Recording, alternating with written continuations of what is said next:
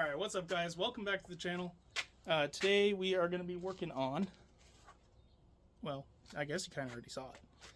This guy here.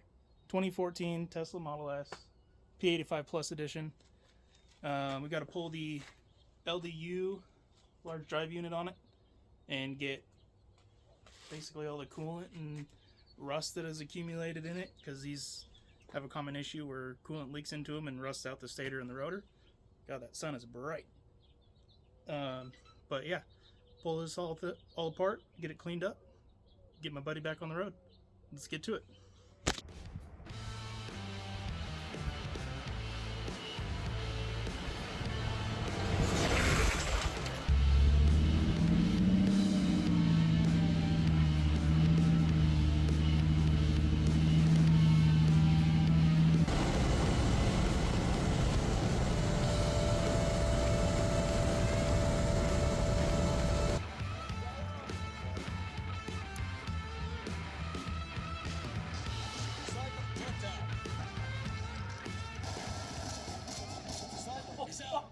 We are in the frunk area of the Tesla.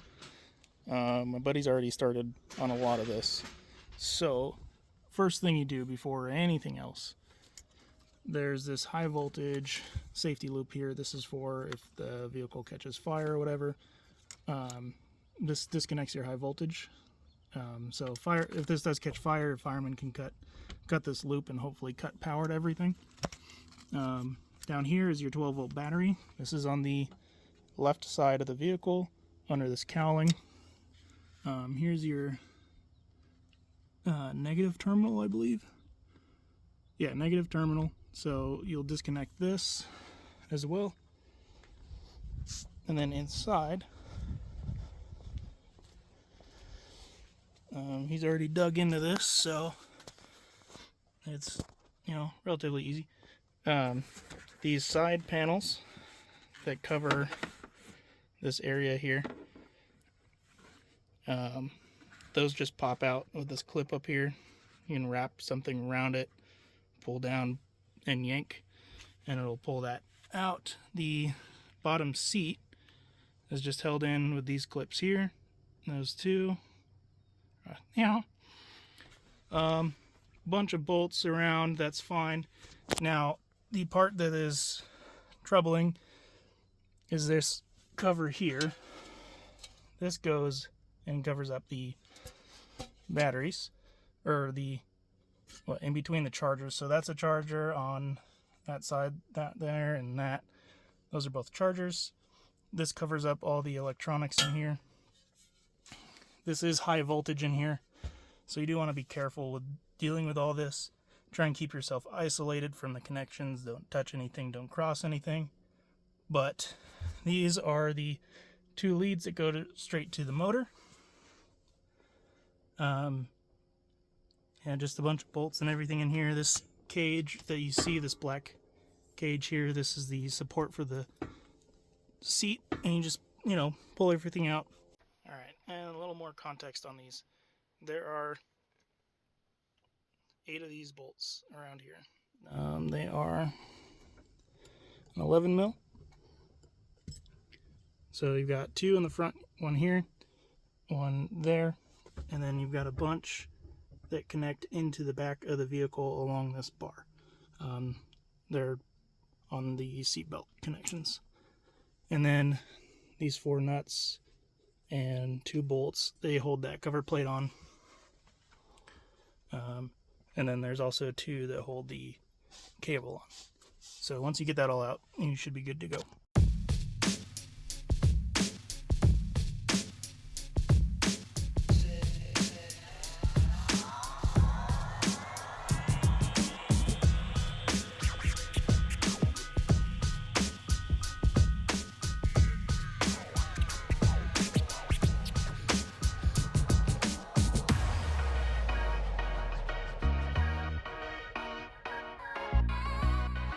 So we are under the Tesla now. You can see these 10 mil bolts above my head right now. There's 15 of them total around this panel. This back panel stays on. This mid panel needs to come out. There's also one of these fins on either side. This outermost fin stays. And then on, scoot up more, this panel here, you gotta take this nut off, and these torque screws, those come off as well, and this 10 mil. And then towards the center of the car, this is the battery. And then you take this 10 mil off as well. And then you've got one of those panels on either side. Sorry, it's hard to film under here. Camera likes to zoom in a lot, but you got panel on that side, panel on this side, and those fins, and then this metal plastic cover, and we'll be good to go.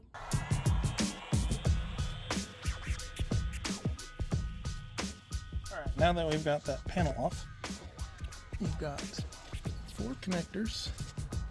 This is the back of the Tesla. There are these 4 connectors. You don't see 2, but the other ones are up behind them. You're just going to disconnect those, and the one side that is attached to the vehicle harness, you can just pull this down and tuck them under, so you just get them out of the way. So when we drop the drive unit out, they'll be out of the way. There are 2 coolant lines. So this one here, this is the driver's side of the vehicle, comes into the bottom of the drive unit. And then towards the front, there's this other coolant line, and you'll disconnect that. You can just clamp them off. There shouldn't be a ton of coolant that comes out of this drive unit, but there will be some. So you'll just disconnect those, and then again, we'll pull this panel off and that nut.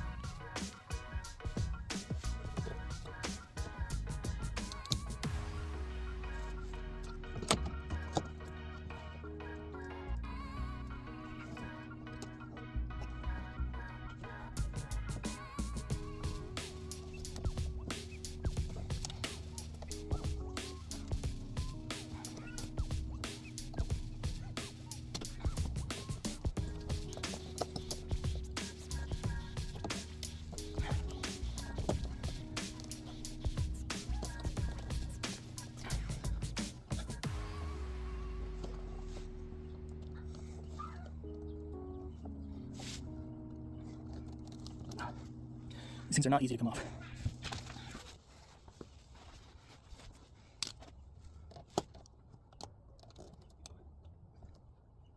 There we go. Alright, so yeah, you can just tuck these wires up under this cover. Because it knocked dirt in my face. There's also a little clip right here. It's kind of hard to see. I'll pull you in. So right here, this little clip just holds it on the body. It just slides on. And you can slide it off, and then slide this whole assembly up under there. And these just stay attached to the subframe assembly.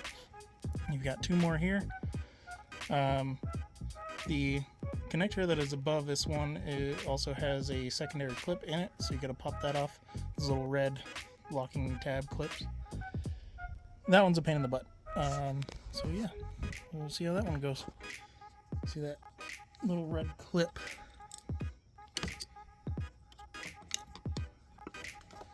You gotta kind of pop it down.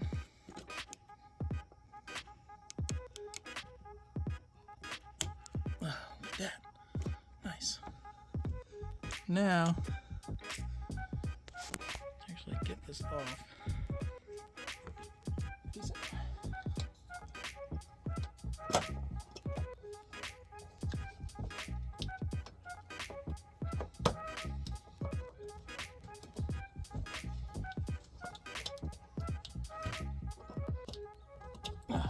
Nice.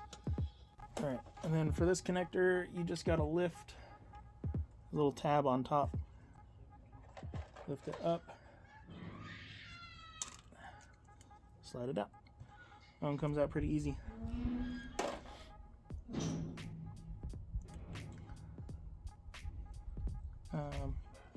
And the reason we disconnect that screw, I guess you can call it, right here, we have to pull this cover plate off, and then there's two nuts on studs in there that actually hold the line in. The lines in are positive and negative. We gotta take those out, and then they slide out the top once we drop the carriage down.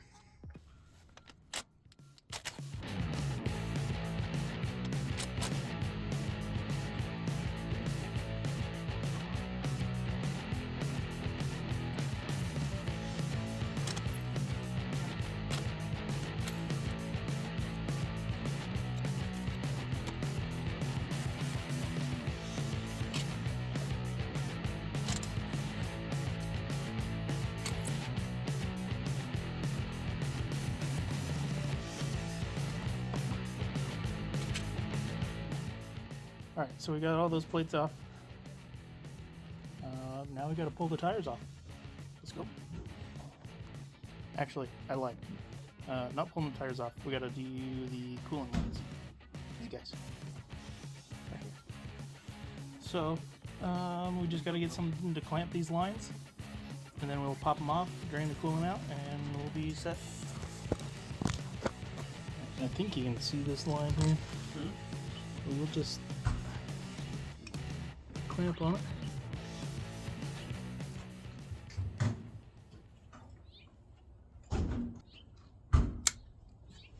There you go. That should stop all that. And then this one, and this clamp on this side. So we'll clamp off here, and then take this guy off.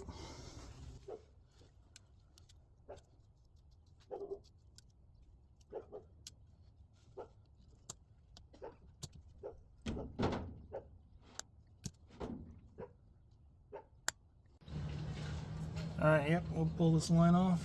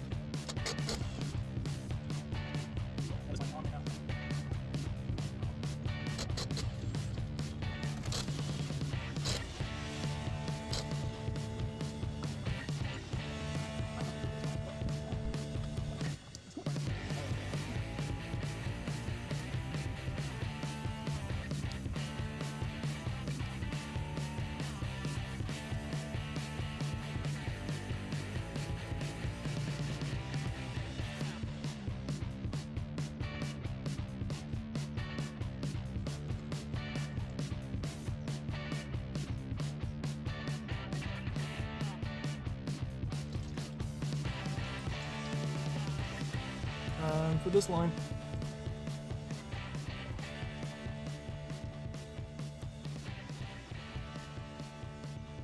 this one should come off a lot easier, hopefully, except it's in an awkward position to get a bucket under.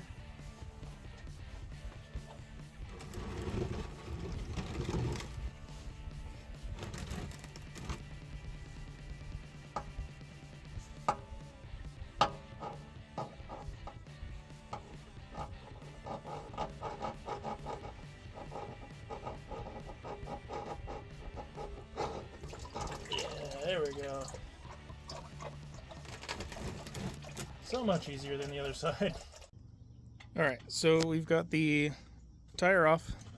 Electronic parking brake can stay on. You just have to pull the bolt out of our shock and pull the brake off. This does stay on the vehicle. I mean, if you really wanted to, you could take it off and disconnect the line, but there's no point. Just pull this off. You can kind of hang it up there with some zip ties, but that's really the only thing we've got to take off is this main bolt here and the caliper, and we'll be good to go.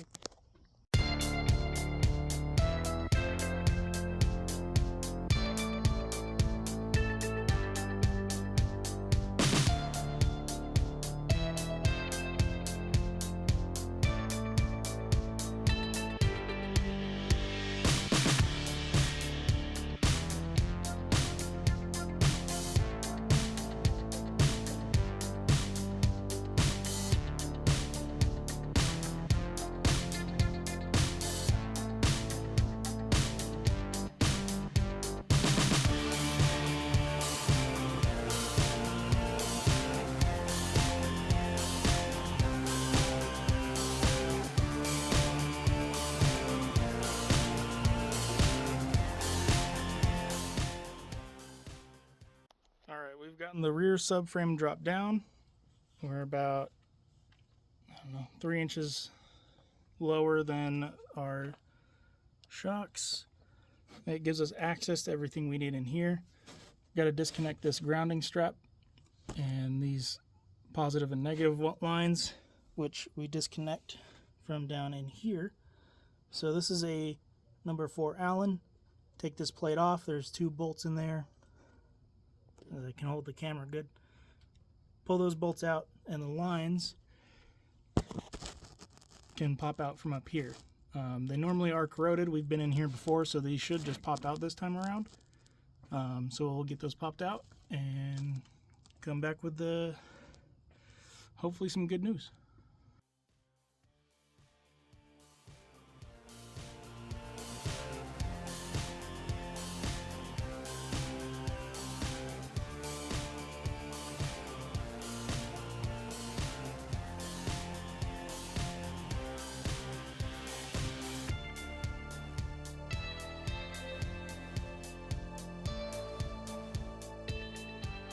Let's see if we get lucky with these lines.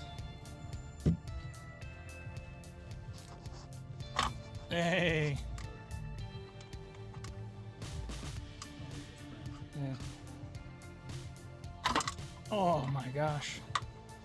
Yeah, last time we had to pry on these for like a solid hour. They were so corroded in there.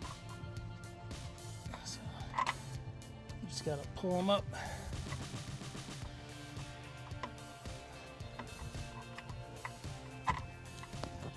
Out of the motor. Bam. Alright. We've got our ground strap off. Kind of see it. There you go. That connects to that bolt there. Pull the positive and negative out. Everything is fully disconnected now. We can just drop this down and scoot it out.